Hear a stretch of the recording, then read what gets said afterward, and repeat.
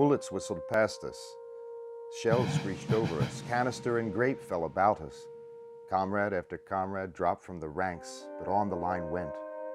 No one took a second look at his fallen companion. We had no time to weep. Decided the failure of our attempt to storm their works, for the regiments on the left first halted while the right of the line advanced and then fell back. Still, we pressed on. General Stewart, Captain Williamson, and I were all on the right center. Where was the 2nd Maryland and the 8 men of the 3rd North Carolina? Oh, it was a gallant band. We had our sabers drawn and we were cheering all the men. But there was a little need of it. Their gallantry did not avail, and their noble blood was spilled in vain. Friends dropped all around me and lay there, writhing on the ground.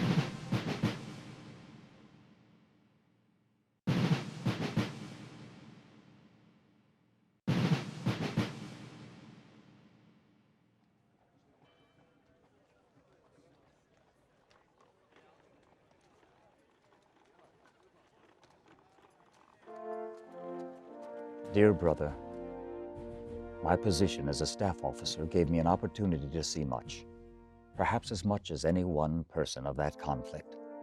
My observations were not so particular as if I had been attached to a smaller command, not so general as may have been those of a staff officer to the general commanding the army. But of such as they were, my heart was there, and I could do no less than to write something of them, in the intervals between marches and during the subsequent repose of the army at the close of the campaign. I have put somewhat upon these pages.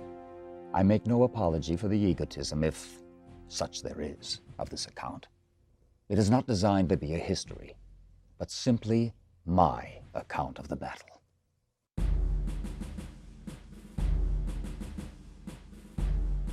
The Great Battle of Gettysburg is now an event of the past. The composition and strength of the armies, their leaders, the strategy, the tactics, the result of that field are today by the side of those of Waterloo, matters of history. A few days ago, these things were otherwise. This great event did not so cast its shadow before as to moderate the hot sunshine that streamed upon our preceding march, or to relieve our minds of all apprehension of the result of the second great rebel invasion of the soil north of the Potomac. No, not many days since, at times, we were filled with fears and forebodings. The people of the country, I suppose, shared the anxieties of the army somewhat in common with us, but they could not have felt them as keenly as we did. We were upon the immediate theater of events as they occurred from day to day, and we were of them. We were the army whose province it should be to meet this invasion and repel it. On us was the immediate responsibility for results, most momentous for good or ill, as yet in the future.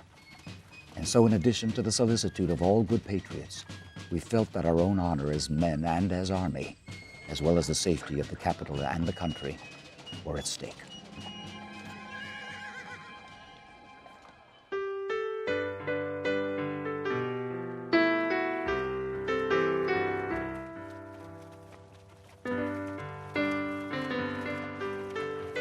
John T. James, 11th Virginia Infantry, across the Potomac and in the land of our enemy.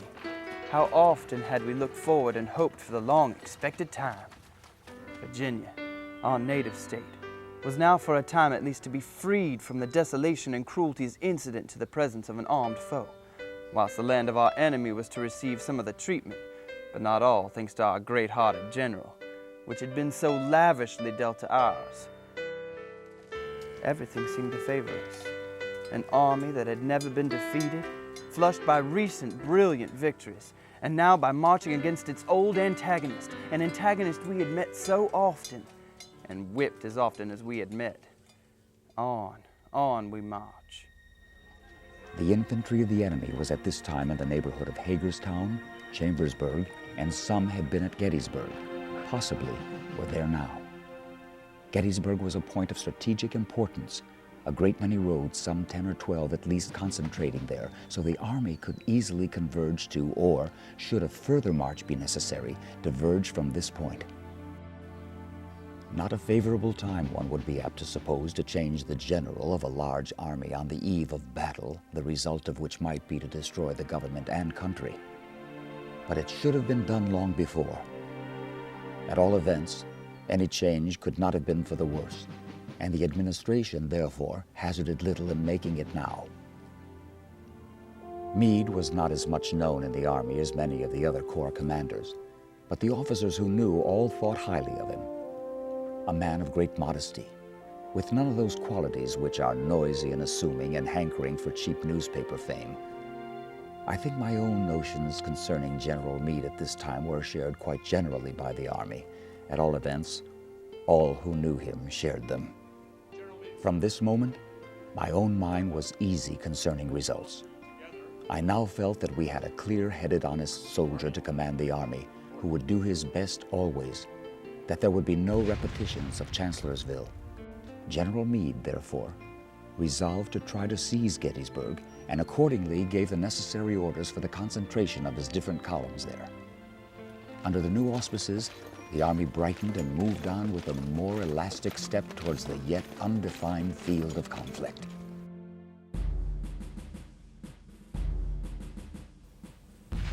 The First Corps, General Reynolds, already having the advance, was ordered to push forward rapidly and take and hold the town if he could.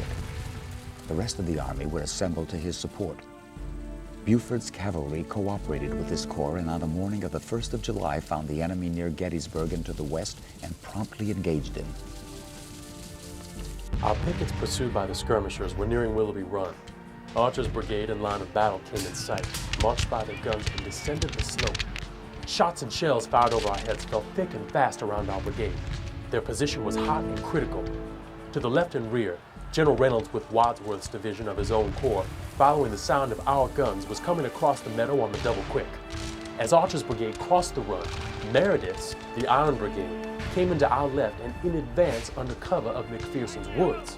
And the enemy were heard to exclaim, "There are those black-headed fellows again! Tain't no militia, 'tis the Army of the Potomac!"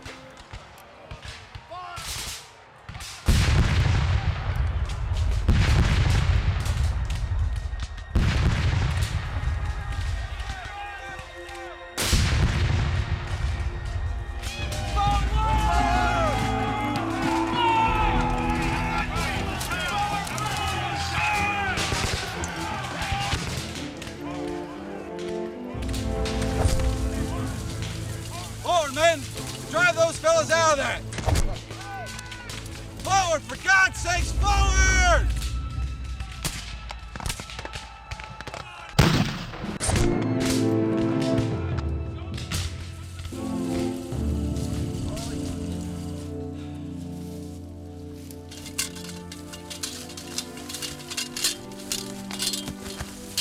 Sir!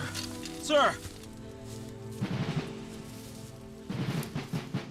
General Reynolds' death at this time affected us much, for he was one of the soldier generals of the army, a man whose soul was in his country's work, which he did with a soldier's high honor and fidelity.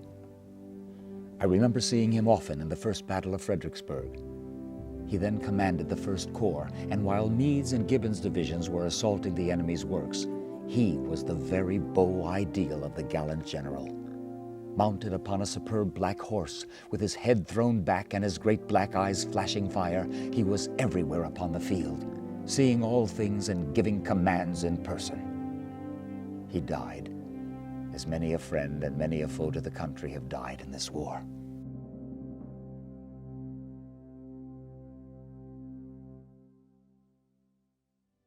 The position of the 1st Corps was then becoming perilous in the extreme, but it was improved a little before noon by the arrival upon the field of 2 divisions of the 11th Corps, General Howard. These divisions, commanded respectively by Generals Schurz and Barlow, who by order posted their commands to the right of the 1st Corps, with their right retired forming an angle with the line of the 1st Corps.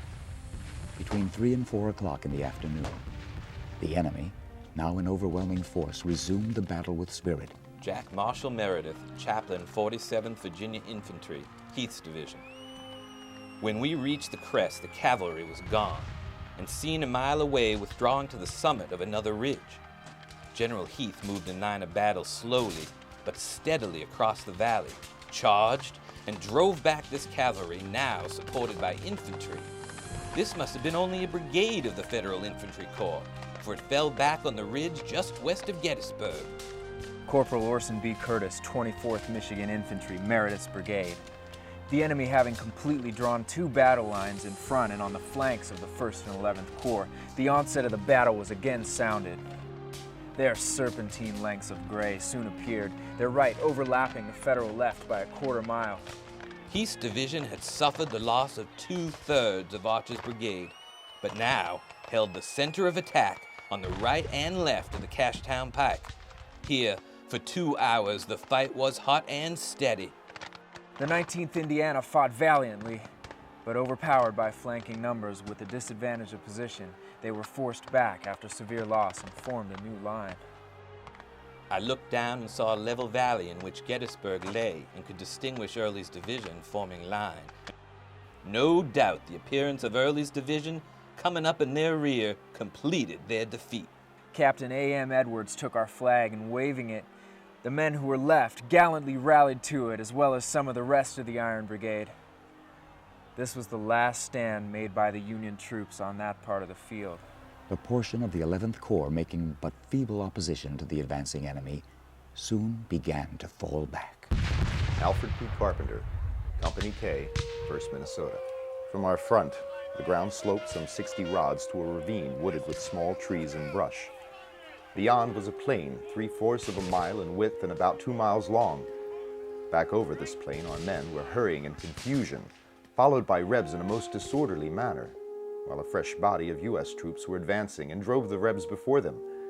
The stragglers came rushing through our lines, whom we in vain tried to stop, and at last gave it up entirely, believing they were more of injury than help to us.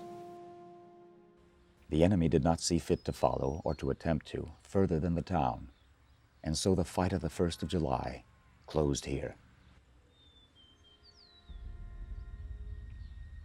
The engagement has begun. Our enemy is weakened and disorganized.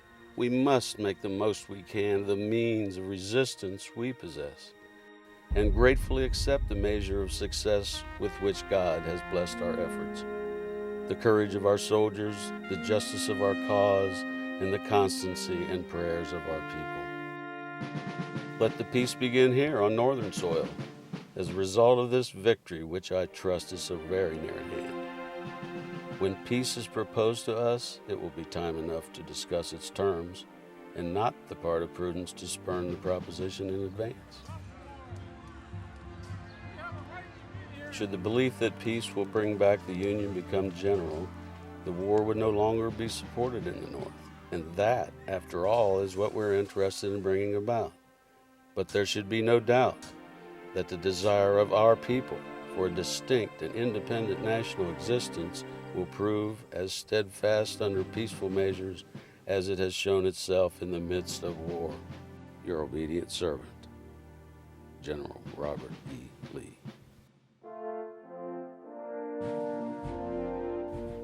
General Hancock had arrived and assumed command there, just when the troops of the 1st and 11th Corps, after the repulse, were coming in confusion through the town. Hancock is just the man for such an emergency as this. Upon horseback, I think he was the most magnificent-looking general in the whole Army of the Potomac at that time. With a large, well-shaped person, always dressed with elegance, even upon that field of confusion, he would look as if he was monarch of all he surveyed, and few of his subjects would dare to question his right to command or do aught else but to obey. General Howard, have orders to take command to the front. Would you care to see them? No, I do not care to see them. Doubleday's command broke, and there is no time to talk. Go ahead, Hancock. Very well, sir. Morgan, I want you to take a portion of the 1st Corps and occupy that hill. Yes, sir.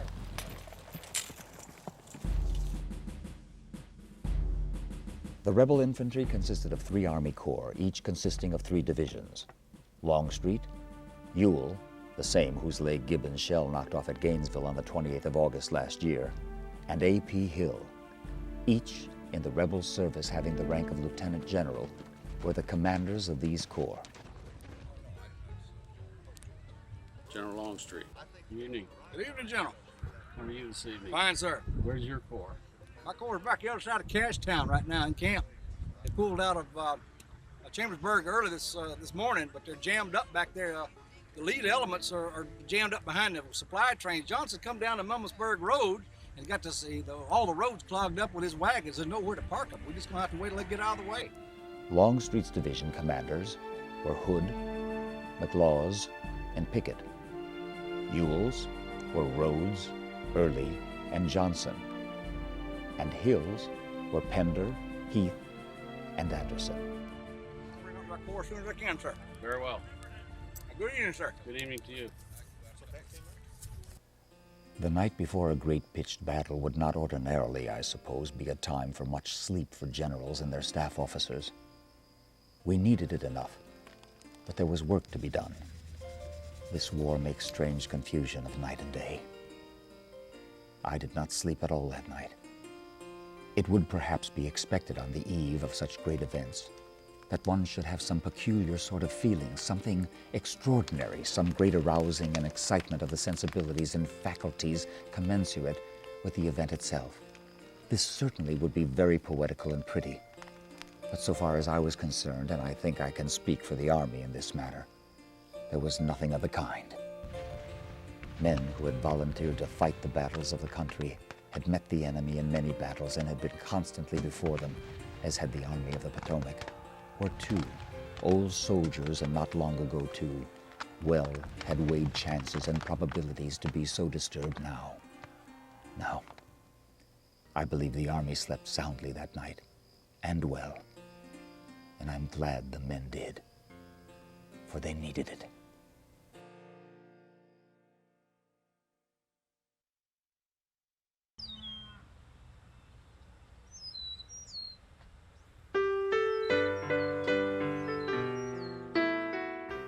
Evils, sometimes at least, are blessings in disguise. For the repulse of our forces and the death of Reynolds on the 1st of July, with the opportune arrival of Hancock to arrest the tide of fugitives and fix it on those heights, gave us this position. Perhaps the position gave us the victory. General, good morning. Good morning, to you. sir. Good to see you well, General. Good to see you well. General, what I've done is I've had General McLaws and his men to move down to where right now they're just aligned on the west side of the Emmitsburg Road. General Hood and his men are just to his right. What they will do is McLaws will move across the road and swing around because, as you know, old Dan Sickles has pulled himself out back here and moved up into that peach orchard. So now the federal left has extended a lot further than we thought initially. So if we can swing McLaws' men around, push old Dan Sickles back here into this rocky area right back in here between these round hills back here, then McLaws can angle and move northward and push it and roll up the end of the federal line. General Hood can then follow in behind and mop up behind as we push up the road in echelon, as you planned, sir. Okay, very well. Do you understand that General Ewell is to feint an attack and attack, if practical, on Culp's Hill and Cemetery Hill based on your guns? Yes, sir. All right. Well, that should keep any of the Union troops up there from coming down to aid Sickles. Yes, sir. So, very well. All right. John T. James, 11th Virginia Infantry. On Thursday, the 2nd, the same day, we marched from Chambersburg to Gettysburg. Longstreet, with Hood's and McLaws' division, made a stubborn attack upon the enemy's left, with the result only partially successful. We could hear from where we were all of the cannonading. About noon, the Signal Corps from the top of Little Round Top, with their powerful glasses and the cavalry at the extreme left, began to report the enemy in heavy force, making disposition of battle to the west of Round Top and opposite to the left of the Third Corps. Some few prisoners had been captured. Some deserters from the enemy had come in, and from all sources by this time we had much important and reliable information of the enemy, of his disposition and apparent purposes.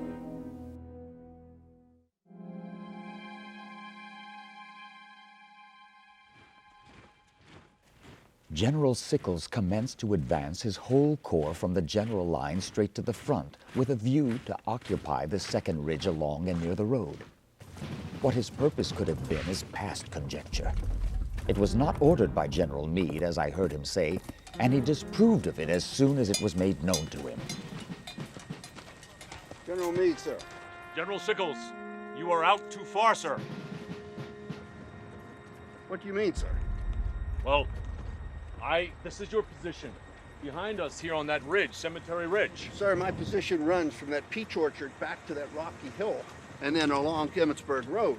But General, you understand that you are out too far. You are outside of the support of the Army, and in some respect, this is neutral ground. You cannot occupy it for the same reason the enemy cannot occupy it. It is commanded by the guns of both sides. It is your wish, then, that I withdraw my Indeed line? It is, and you might as well go now as any other time. If it is your wish, sir. It is my we'll wish, start indeed. to You may begin. We return our lines. Colonel Tremaine!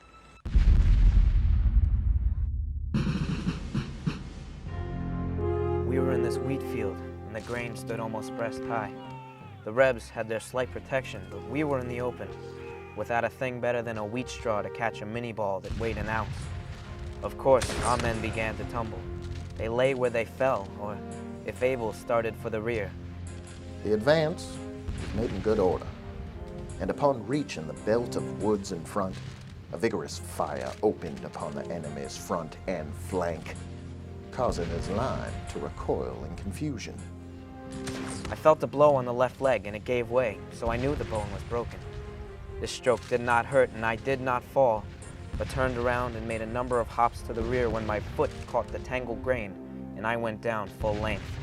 While lying here, entirely helpless, and hearing those vicious bullets singing over my head, I suffered from fear. The rout was vigorously pressed to the very foot of the mountain, up the sides, which the enemy fled in the greatest confusion.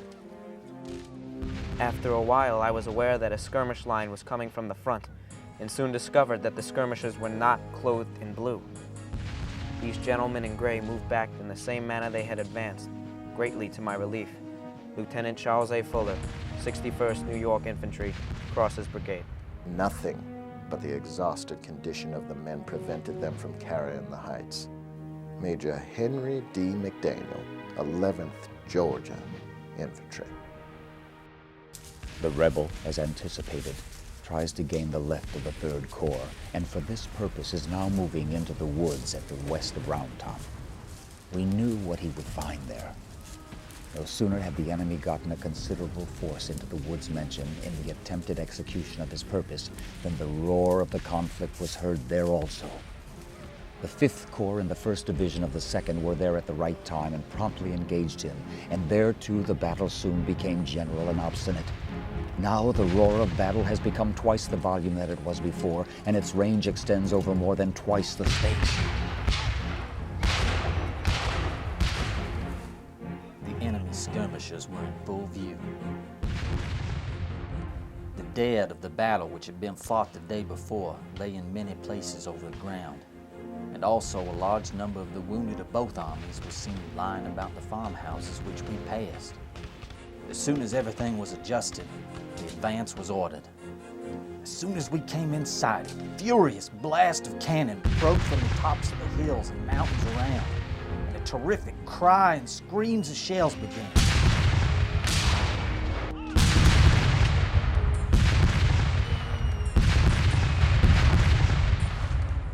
Slowly the line moved in order forward, undismayed by the terrors that seemed to awake from the infernal regions. Down the plunging shot came, bursting before and around and everywhere, tearing up the ground in a terrific rain of death. Still, the old brigade moved on in a solid, beautiful line. the red star-gemmed cross floating defiantly in the midst. As it approached, guns, the rain of grape and canister began, mingling their sharp cries with the shrill whistle of the mad minute-balls which seemed to come in showers. The line reached the foot of the hill. The 15th and 20th Georgia clambered over the rocks and pressed forward, and the 17th and 2nd plunged through the raking fire that now, more terrific than before, swept the gorge like a furious torrent.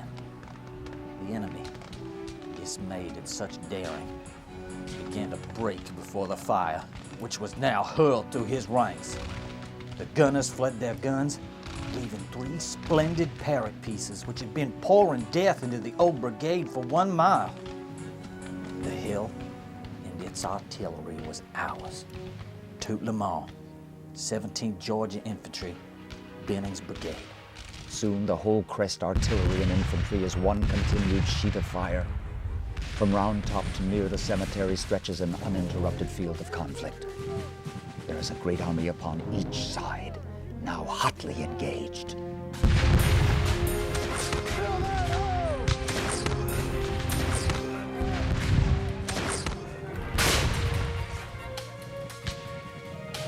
Here they come! Quickly load! Reload! Quickly load! Give them some lead, boys! Pour it in!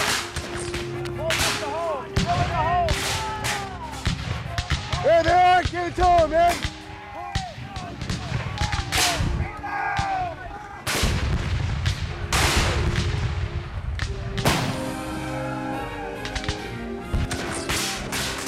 Pour it into them, man! Pour it into them!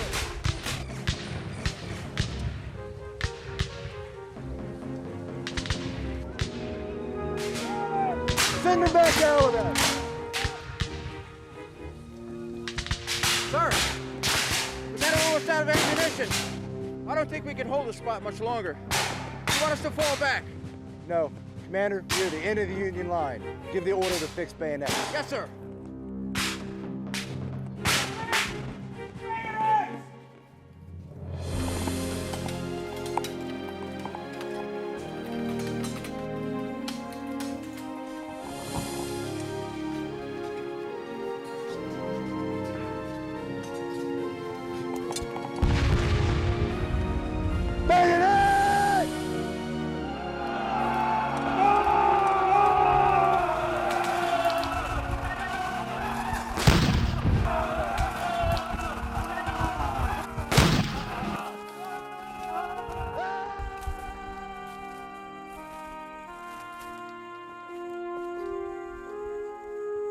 My dear boy, it has gone hard with you. Private Buck, you shall be cared for. Tell my mother that I did not die a coward. You die a sergeant. George Washington Buck, I promote you for faithful service and noble courage on the field of Gettysburg.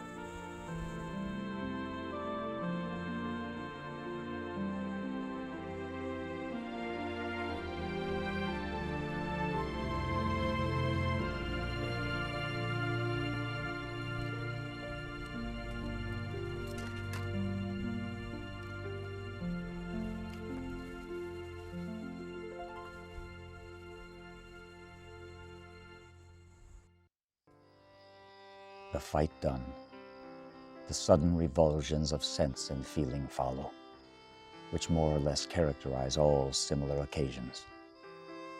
How strange the stillness seems. The whole air roared with the conflict but a moment since. Now all is silent. Not a gunshot sound is heard, and the silence comes distinctly, almost painfully to the senses. And the sun purples the clouds in the west, and the sultry evening steals on as if there had been no battle, and the furious shout and the cannon's roar had never shaken the earth. And how look these fields? We may see them before dark. The ripening grain, the luxuriant corn, the orchards, the grassy meadows, and in their midst the rural cottage of brick or wood. They were beautiful this morning. They are desolate now.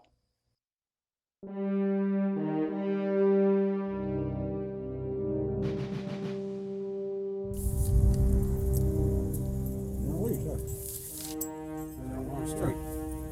Good evening to you, sir. Sir, I have had my scouts out all night, and I find that the way is still open around the right of this rocky hill down here. If we could put our army between the Federals and their capital in Washington City, they'll have to come off these heights. They'll have to come after us, sir, and then we have them. We can fight them on the ground of our own choosing, sir. We got them on their right. We got them on their left. We penetrated their middle today. I could feel them breaking. I know they're weak in the middle. That was 2 corps, but there are 5 more coming. We pushed back those 2 corps today. They're congregated right here in the middle. That's right. But we got at least 5 more that we know of coming up, and they'll be reinforcing up there on those heights all night long. There's no way in the world by tomorrow morning. It was too dark to do it tonight. By tomorrow morning, there's no way in the world we're going to be able to punch through that center. They're going to be reinforced all the way back to Tonytown Road back here. If we just take our men around to the right of the big rocky hill down here, sir, we can have them. With all that our men have accomplished, these men, I can't withdraw from this battle. And I have never left the enemy in charge of the field. We have them held here, and with a coordinated attack from Ewell and you in the middle, I know we can break them. Well, General, there are 3 divisions, 3 brigades from my division, and 5 brigades from General Hill's division. Should not General Hill lead the attack? What are you saying? My apologies.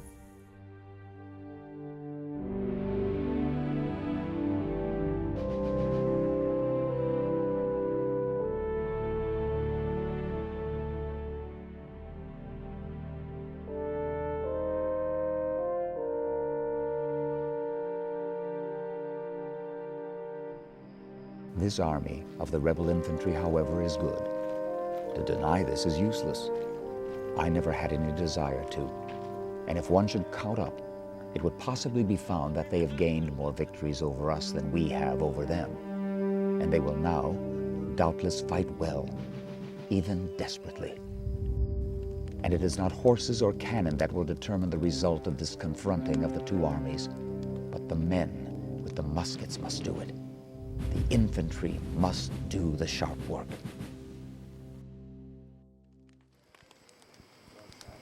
You know, Rob, when Pa died, he told me to take care of the family. And he saw this war coming. And not only did he not want me to join up, he certainly didn't think you'd join up. You know, we're going to try to take that there hill tomorrow. The fight's going to be hot and heavy.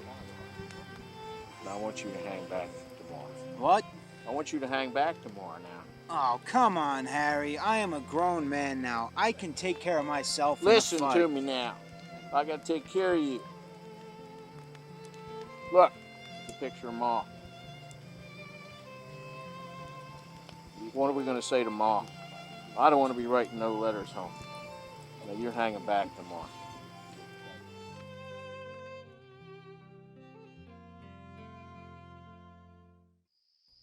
After evening came on, and from reports received, all was known to be going satisfactorily upon the right. General Meade summoned his corps commanders to his headquarters for consultation, and that poor little farmhouse is honored with more distinguished guests than it ever had before, or than it will ever have again, probably. I need those casualty figures from Caldwell as soon as possible, and I also need to know what's going on with Zook. I know he was hurt bad. Zook was really bad. I don't like to hear that one bit. The generals came in. Some sat, some kept walking or standing. 2 lounged upon the bed. Some were constantly smoking cigars. And thus disposed, they deliberated whether the army should fall back from its present position to one in rear, which it was said was stronger, should attack the enemy on the morrow, wherever he could be found, or should stand there upon the horseshoe crest, still on the defensive, and await the further movements of the enemy. Gentlemen, we have a decision to make. The The Chief of Staff has prepared 3 questions to which you will each respond. We should ratify the position without giving up the field. Not attack unless our communications are threatened. We can't wait, and we can't be idle. We correct the position of the Army, but in no way do we retreat. And we certainly do not attack, at least not until the enemy moves. Stay and fight it out. You agree with me? Stay and attack in 1 day. Remain. Attack at 4 p.m. tomorrow. If they don't attack, we attack them. Such then is the decision. General Hancock, you will command the center and left of the line. Very good. General Birney, you and your corps will report to General Hancock. Morgan, take him with you. Their heads were sound. The Army of the Potomac would just halt right there and allow the rebel to come up and smash his head against it to any reasonable extent he desired, as he had today. Make sure that some of those dispatches get put out as I wanted. Very good.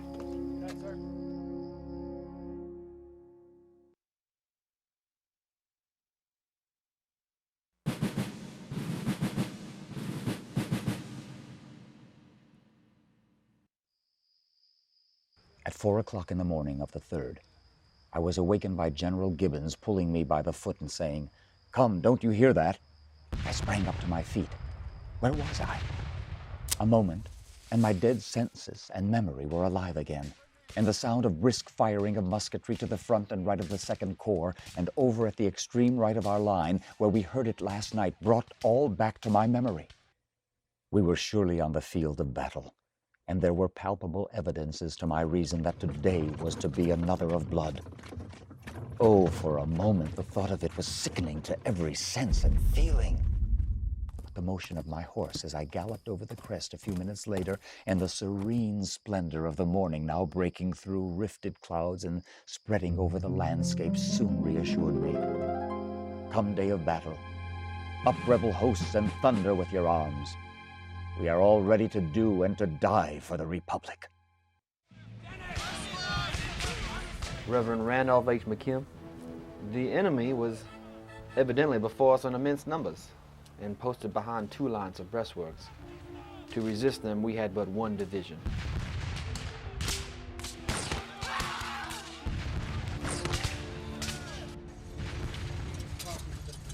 General Lee, sir.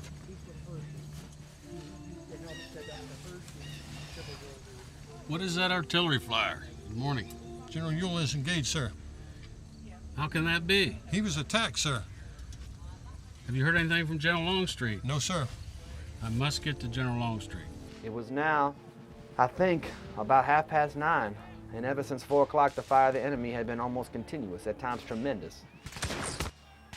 As the day wore on, the heat from the fire and smoke of battle and the scorching of the July sun became so intense as to be almost past endurance. Then came General Ewell's order to assume the offensive and assail the crest of Culp's Hill on our right. My diary says that both General Stewart and General Daniel, who now came up with his brigade to support the movement, strongly disapproved of making the assault. As soon as we were unmasked, the most terrific fire was opened upon us from the 3 directions. In front, on a rising ground, heavily wooded. The enemy were posted in 2 lines behind the breastworks, one above the other, so that both lines faced upon us at once. This decided the failure of our attempt to storm their works, for the regiments on the left first halted while the right of the line advanced and then fell back. Still, we pressed on. General Stewart, Captain Williamson, and I were all on the right center. Oh, it was a gallant band. We had our sabers drawn and we were cheering all the men. But there was a little need of it. Their gallantry did not avail, and their noble blood was spilled in vain.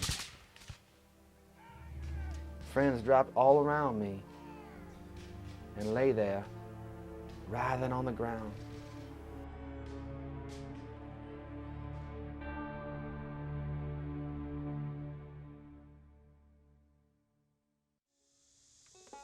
"11 o'clock came. The noise of battle has ceased upon the right. Not a sound of a gun or musket can be heard on all the field. The sky is bright with only the white fleecy clouds floating over from the west. The July sun streams down its fire upon the bright iron of the muskets in stacks upon the crest and the dazzling brass of the Napoleons. The army lolls and longs for the shade, of which some get a hand's breadth from a sheltered tent stuck upon a ramrod. The silence and sultriness of a July noon are supreme.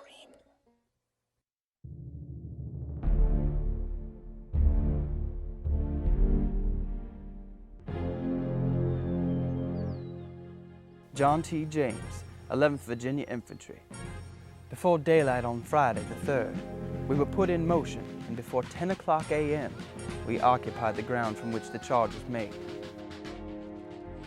I want old Pete to hear us when he comes through. 3 cheers for old Pete! A short time after we got there, General Longstreet rode along in front of us to see if everything was right and examine the position of the enemy.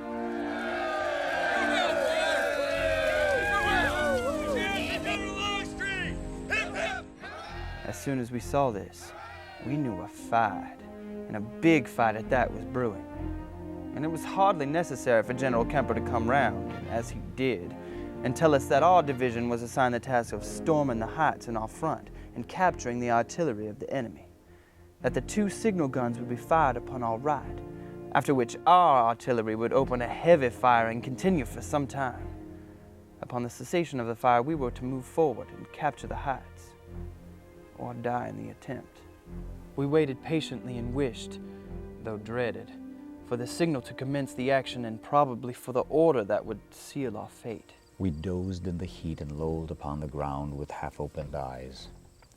Our horses were hitched to the trees, munching some oats. A great lull rests upon all the field. Time was heavy, and for want of something better to do, I yawned and looked at my watch. It was 5 minutes before 1 o'clock. I returned my watch to its pocket and thought possibly that I might go to sleep and stretch myself upon the ground accordingly. My attitude and purpose were those of the general and the rest of the staff. Soon the signal gun fired, and then from the throats of over 200 cannon, such a storm of shot and shells was sent forth as not battlefield in America ever witnessed before. Gentlemen, that's meant for us. Oh! Load, shell, 900 yards.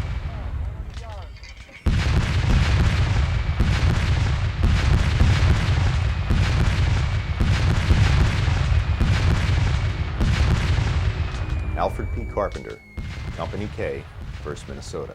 We lay behind a ridge of land about 3 feet in height. All at once the guns opened, and from morn to middle of afternoon it raged with terrific violence. To rise up was almost certain death. While flat upon the ground we were tolerable well protected.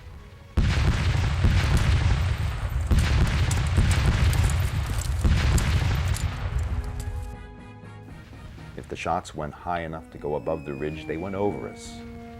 If they struck the ridge, they ricocheted over our prostrate bodies, though uncomfortable near and occasionally falling among us.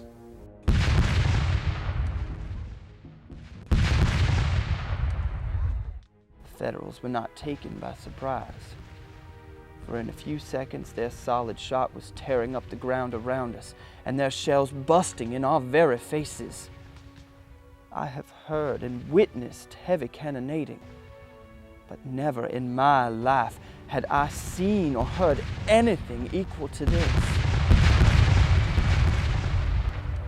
Some enthusiasts back in the commissary department may speak of it as grand and sublime, but unless grandeur and sublimity consist in whatever is terrible and horrible, it is wanting in both of these qualities.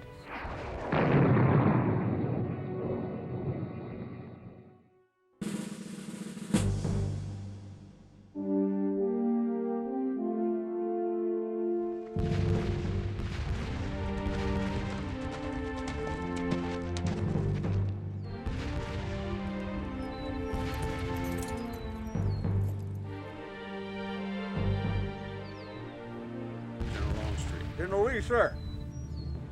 Artillery just about out of long-range ammunition, but they're in position and still firing on that point, right up there. I don't know how long they're going to be able to hold it.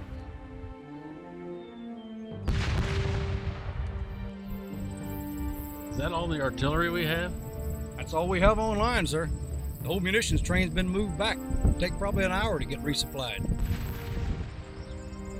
Is your division ready, General? Yes, sir. They are ready, sir.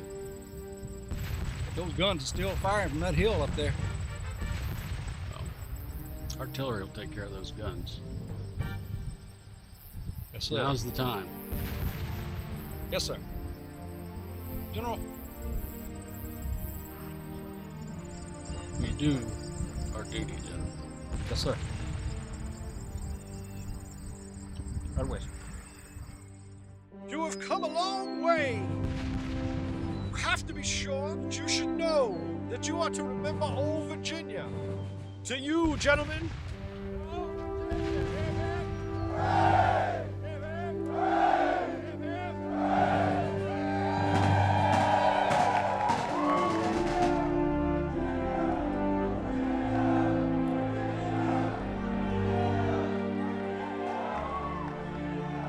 Many things cannot be described by pen or pencil. Such a fight is one. Some hints and incidents may be given, but a description or picture, never. From what is told, the imagination may for itself construct the scene. Otherwise, he who never saw can have no adequate idea of what such a battle is. Our fire begins to slacken. Have they silenced our artillery? Is the anxious question that flashes through our minds. An aide rides down the line. Men of the 2nd Corps, the general relies on you to hold this line by the right flank march. After about an hour's work, the artillery ceased firing and allowed the infantry to pass them. Slowly but steadily we marched forward, the line of battle suffering terribly, but we skirmishers being in front and extended across the field. They shot over us, seeming to prefer the larger mass. They are now within musket range and our infantry open. At every step, some poor fellow would fall, and as his pitiful cry would come to my ear, I almost imagined it the wail of some loved one he had left at home. Men stagger from their ranks by scores, hundreds, thousands, but on they come like an inrolling wave of the sea. The ground was covered with the dead. Not all ours, for the Federals had been driven over the same ground the day before. As the brigade reached nearer the enemy's position, the death rate increased. They are determined not to yield, for they halt, plant their colors, and wait for the reserve to come up. Time after time, these colors fall, but are quickly caught up until scarcely a man is left around them. Their support advances, but our artillery pour into them such a fire that they reel, turn, and fly. Then came a charge in which the character of the man and material of regiments are shown up. Jesus!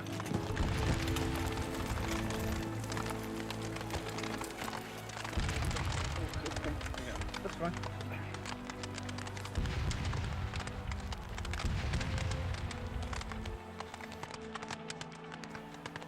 Terrible loss to the regiment, brigade, and division, we reached and actually captured the breastworks, and we saw the enemy advancing heavy reinforcements. We looked back for ours, but in vain.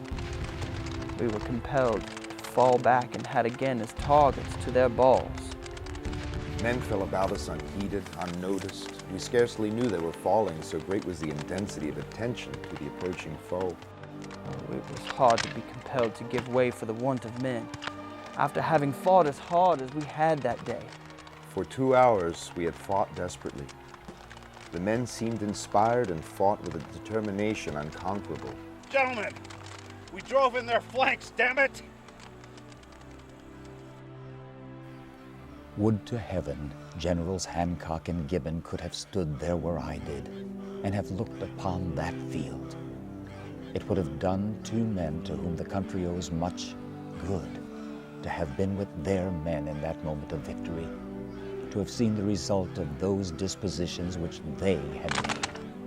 and of that splendid fighting which men schooled by their discipline had executed. The unwounded, I among the number, soon got back to the place where we started from. The brigade went into action with 1,500 strong. It now numbers 500 all told. We gained nothing but glory and lost our bravest men. Your affectionate son, John T. James, 11th Virginia Infantry. It was a grand and terrible scene. I wish I could paint it to you as I was and felt it. Alfred P. Carpenter, Company K, 1st Minnesota.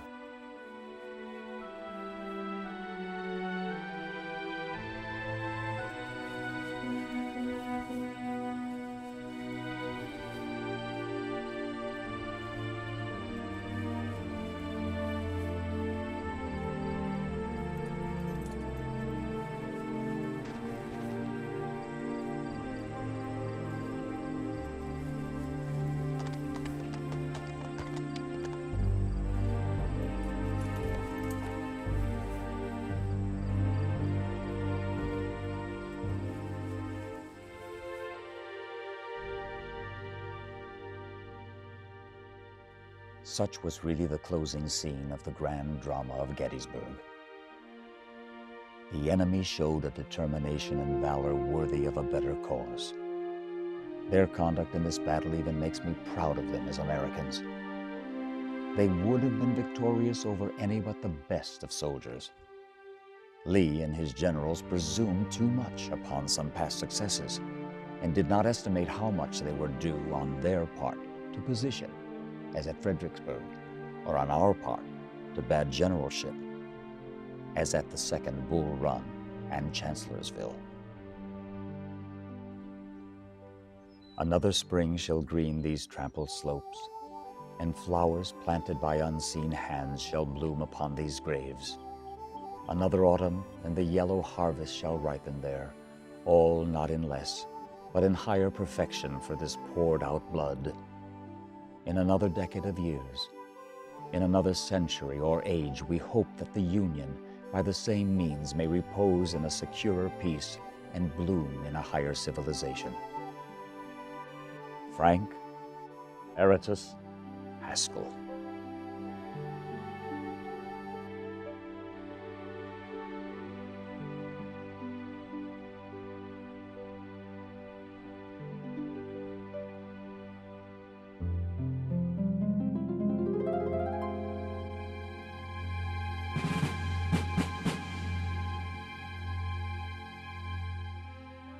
Dear Sir, I want to tell you of a little passage in the Battle of Round Top Gettysburg concerning you and me, which I am now glad of.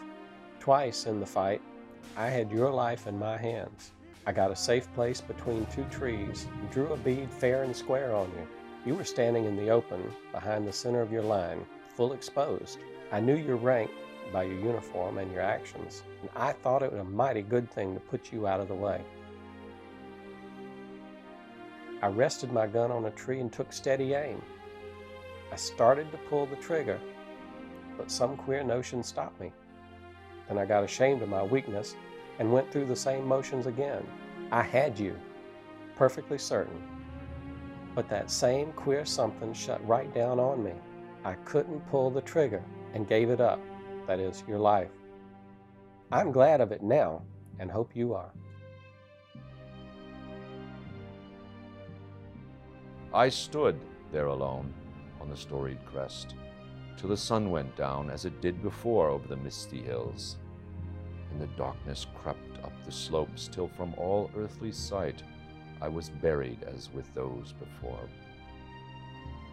But oh, what radiant companionship rose around, what steadfast ranks of power, what bearing of heroic souls. Oh, the glory that beamed through those nights and days nobody will ever know. These Gettysburg hills which lift up such splendid valor and drank in such high heart's blood shall hold the mighty secret in their bosom till the great day of revelation and recompense.